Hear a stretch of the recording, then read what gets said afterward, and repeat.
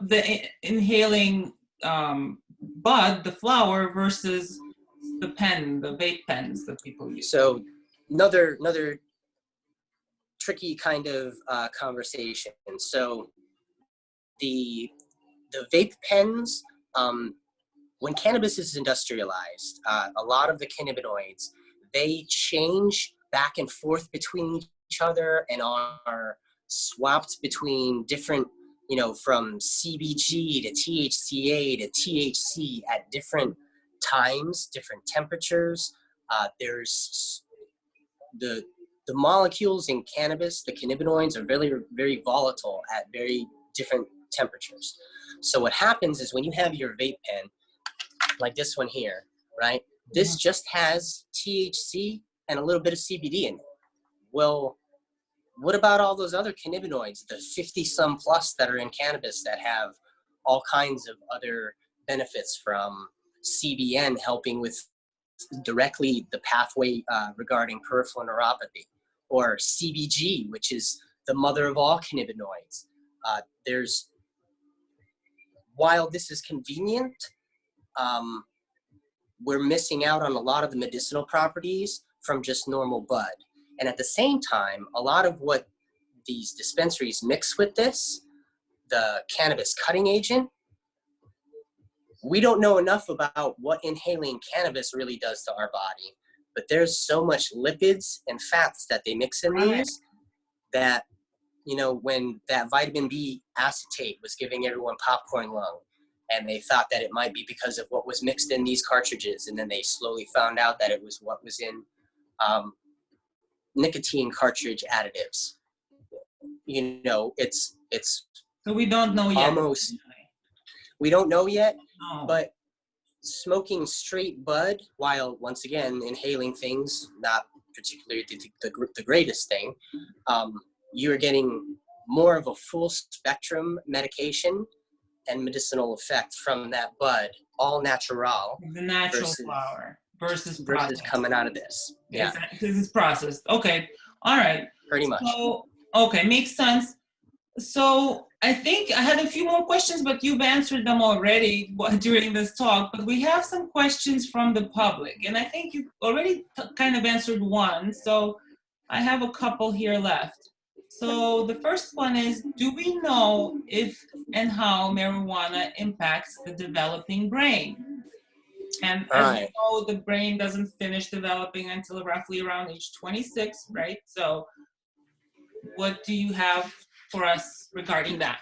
So I have, working closely with Dr. Goldberg, as well as Dr. Eigelberger, Dr. Toole, and a slew of the other psychiatric physicians in the Panhandle. I have a lot of patients that are under the age of 26. I have patients as young as 9. And it's, once again,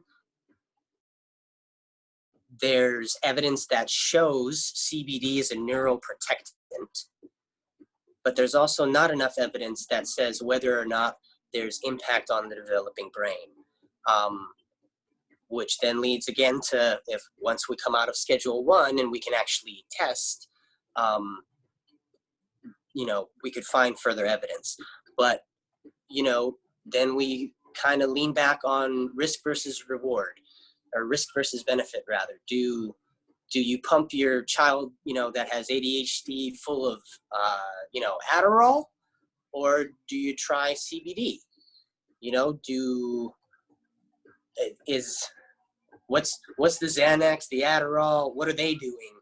The Ativan, what are all those drugs doing to maybe not, the developing brain, but the liver, the kidneys, other bodily processes, hormonal imbalances, serotonergic and dopamine. Once again, is it, we don't know. And what I tell a lot of patients that come at me with that question is, there's no withdrawal symptoms. So if the CBD doesn't work, it's not like you just can't stop it and then go back to your prescription drugs that may or may not have been working, may or may not have similar, risk versus benefit. Okay. All right. So essentially, we don't know yet, Yeah. partially because there's a lack of studies, which we already know why. And but would you, let's say, would you recommend it to a person who's younger than 26? Well, you kind of said that it's a personal choice. So, Yeah, okay. it's kind of so, and it's Discourage one of it? those, excuse me? Would you discourage it? Like if you have, would you discourage it in some people? Like who have you turned some people away?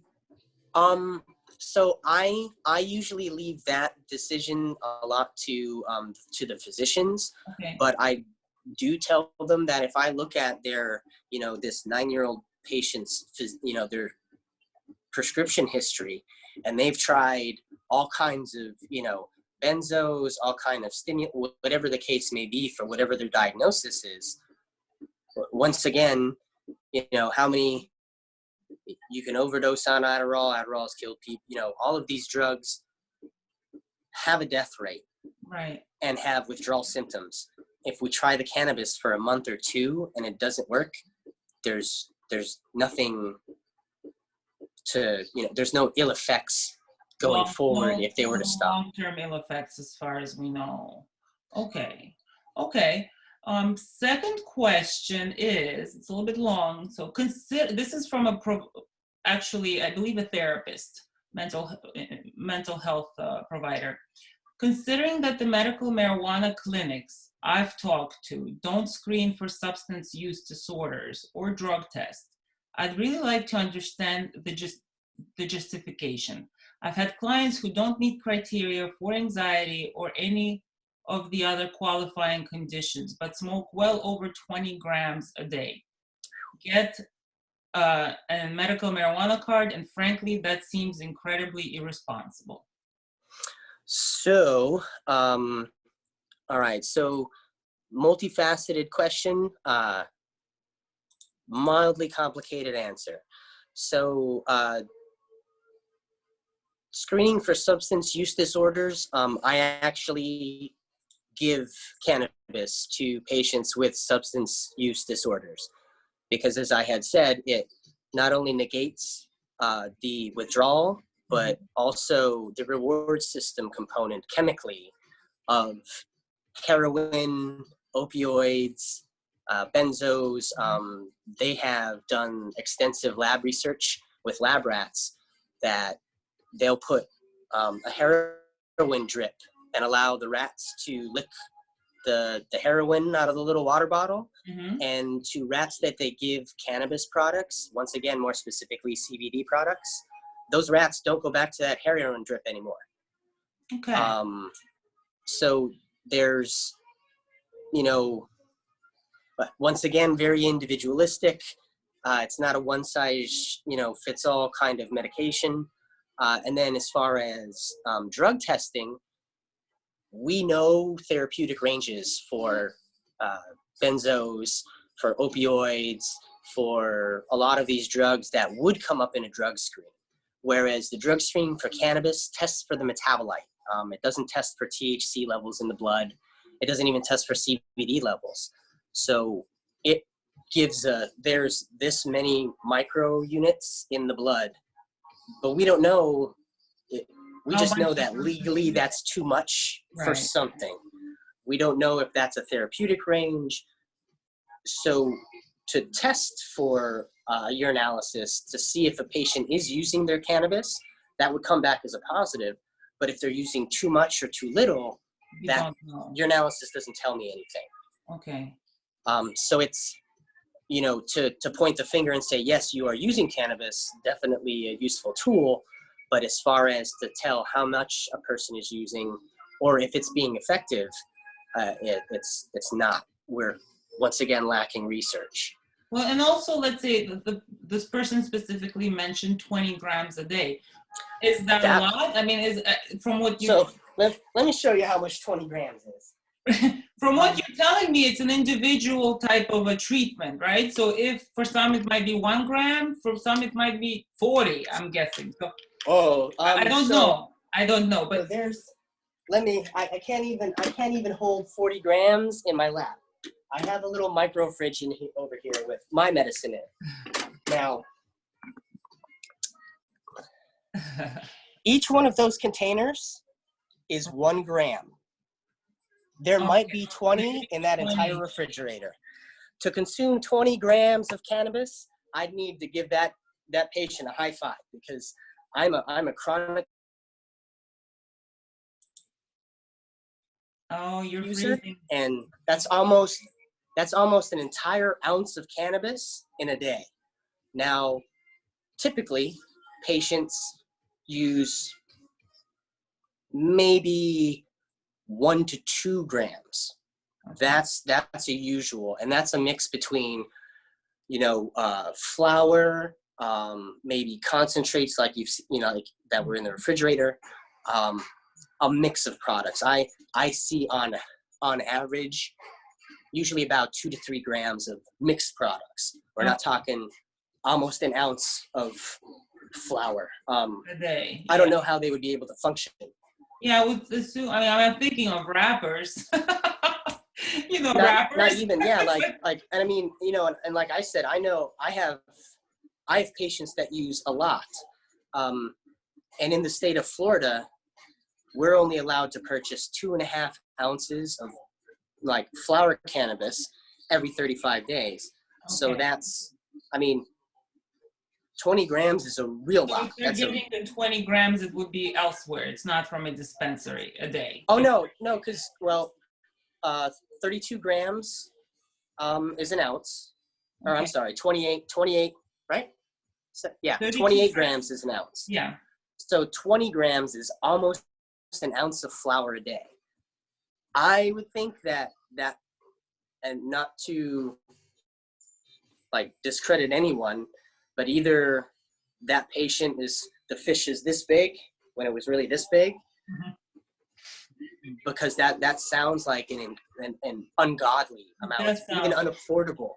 Even if they were to get it off of the street, that amount, unless they're growing it themselves, that's an excessive amount. I don't know how they'd be able to function. So you wouldn't recommend that amount, obviously. No. Okay. No. That's Okay. That's beyond therapeutic. Okay. And we have one last question. It was asked by a person that does regular cannabis use cause fertility issues in men or women, or is there a difference? Or so since pregnancy is not one of the qualifying conditions for cannabis in the state of Florida, that is not something that I had a lot of firsthand knowledge on. So I did some research, and I found an article that was published July 2019 by, let's see, this is by Dr. Devin Scoble. And basically, she goes into, she talks about cannabis research and how it's difficult, and that the majority of cannabis research involving fertility is done on males. But there are a few key points that she does come out with. She says that quality evidence around cannabis and fertility is lacking. So we know that the evidence is lacking all around. Most issues, yeah.